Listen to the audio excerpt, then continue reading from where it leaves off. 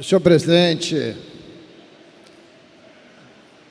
senhoras e senhores deputados, ouvi aqui atentamente o discurso do deputado Sá de Noel, discurso de indignação pela inação do governo do Estado e também pela debilidade do gestor da Prefeitura de Itaboraí, o prefeito Elil.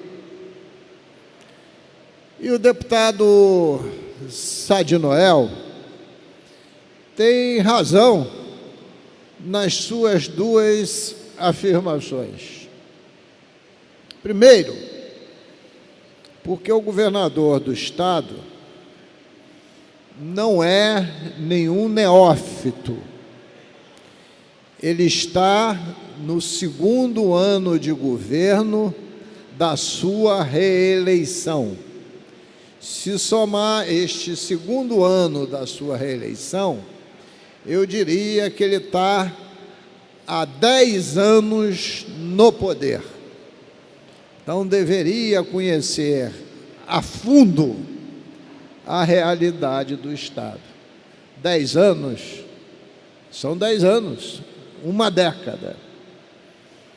E muitos fatos que aqui estão ocorrendo não são novidades. Por exemplo, chuva de verão não tem novidade. Ontem aqui afirmava que em 1º de março de 1565, quando Estácio de Sá chegou, chovia cântaros.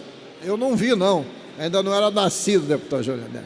Mas tem um registro nos livros de história. E ele ficou feliz, porque ele vinha de alto mar.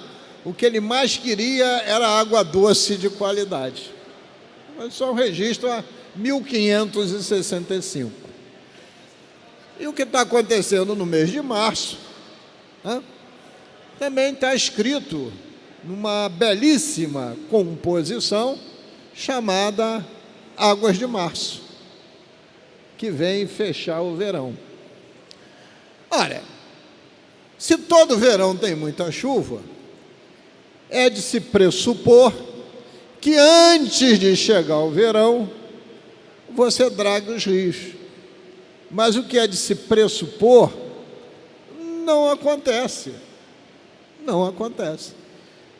Então, nas regiões de baixas, quando chega o verão, se os rios não estão dragados, as águas não têm para onde escorrer, por via de consequência, enchente. Se em região próxima, à margem litorânea dos municípios, se a maré estiver alta, as galerias chegam afogadas, não tem para onde escoar. E em Maricá, pior ainda, porque se essas águas demandam a lagoa, e a lagoa não tem um canal de equilíbrio com o oceano, vai encher tudo no redor. Agora eu pergunto, por exemplo, em Itaipuaçu, deputado Julianelli, de quem é a responsabilidade de construção daquele imenso conjunto habitacional inaugurado pela presidente da República, sem a infraestrutura necessária para o escoamento das águas? É o governador? É o prefeito? Ou não serão todos em conjuntos? Afinal, quando aquele conjunto foi inaugurado, eram parceiros de caminhada. Parceiros de caminhada. Mas está aí a tragédia que eu estava assistindo de manhã no noticiário amplo, com voos de helicóptero e tudo, da TV Globo. Acho que num noticiário chamado, salvo erro de memória, Bom Dia Rio. Queria fazer primeiro esse registro. Ah, mas o Estado está em situação de calamidade.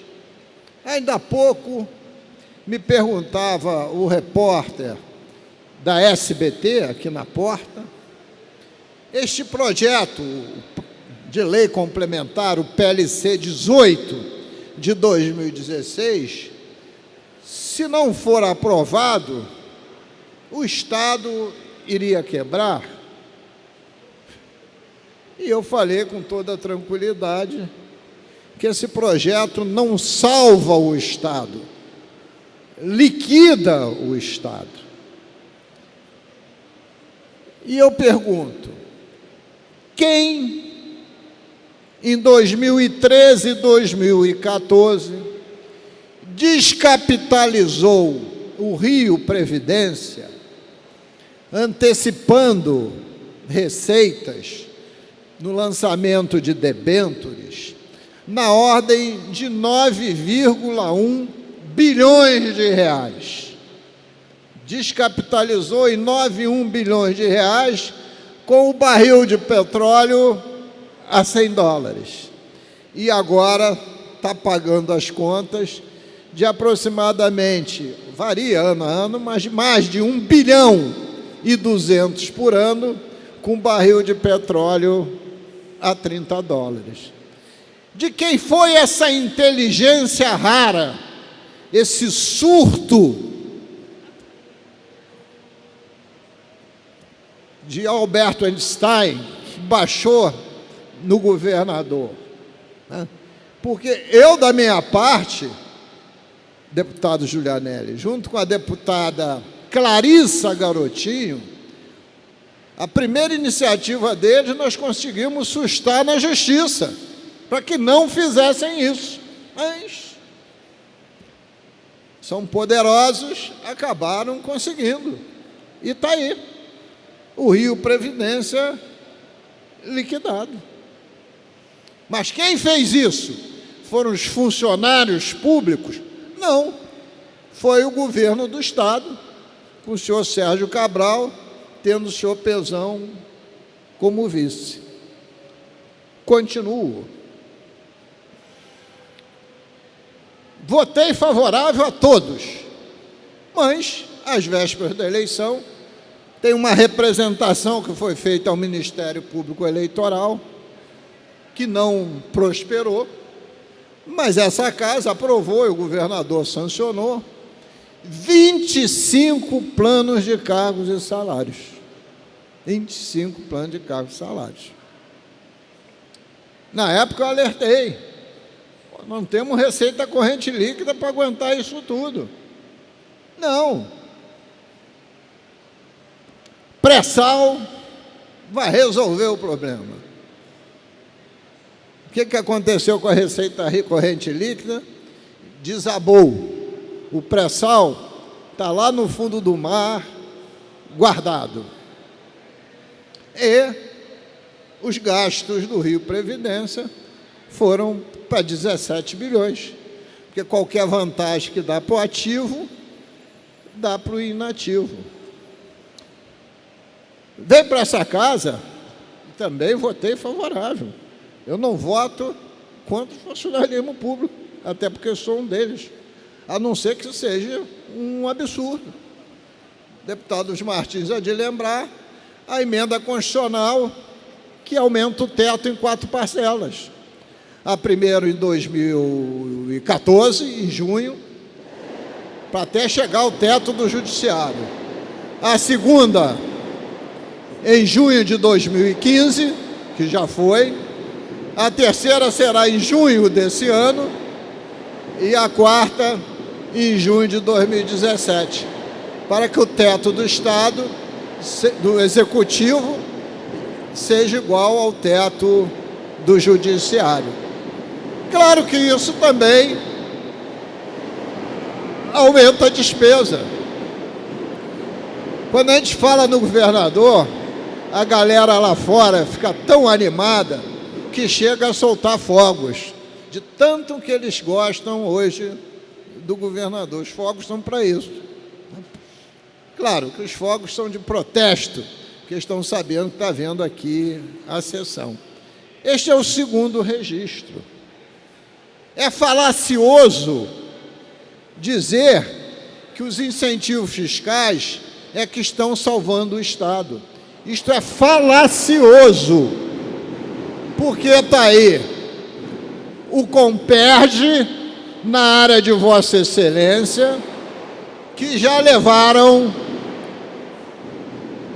3 bilhões e meio em 2014 de incentivos fiscais, né, por causa da legislação federal de exportação, né, nas operações chamadas fictas, e o Comperj está absolutamente paralisado, transformando o vosso município praticamente numa cidade fantasma. Quem fez essa aposta? O governo do Estado, em parceria com a União. Quem apostou na indústria automobilística e na indústria de petróleo e gás acima de todas as outras? Não foi o conjunto do funcionalismo público, foi o governo do Estado. E dizer que incentivo fiscal gera emprego e renda, parcialmente, senhor presidente, porque tem uma série de incentivos que estão sendo dados por decreto para algumas cervejarias, que elas não estão sendo ampliadas, não está gerando emprego e renda nenhuma. Elas já estão com a sua produção no ápice, mas está se postergando recolhimento de ICMS. E quem faz isso? São os funcionários públicos? Não, é a gestão no governo do Estado. Recentemente, essa casa teve que engolir 2 incentivos fiscais. Um para a Light, onde o governo assumiu a dívida da Supervia com a Light, não era a dívida dele, assumiu para a Light para receber em créditos de ICMS. E, finalmente, aquela grande vitória que nós tivemos, e eu vou acabar, senhor presidente, na semana retrasada, quando foi para o ralo o projeto das 6 fundações, e eu queria lembrar, o que eles pediram? 170 milhões de incentivos fiscais, de crédito do ICMS, para colocar geradores nos pontos centrais para viabilizar as Olimpíadas. Deputado, senhor Alanelli, eram 170 milhões. Nós reduzimos para 85, né? 50%. A Light licitou os geradores. Sabe quando deu a licitação? 102 milhões. Então, faltou 17. Os 17, o COB entraram. Liquidou a questão. Se essa casa tivesse aprovado 170, ia ter 68 milhões de crédito de ICMS voando. Voando.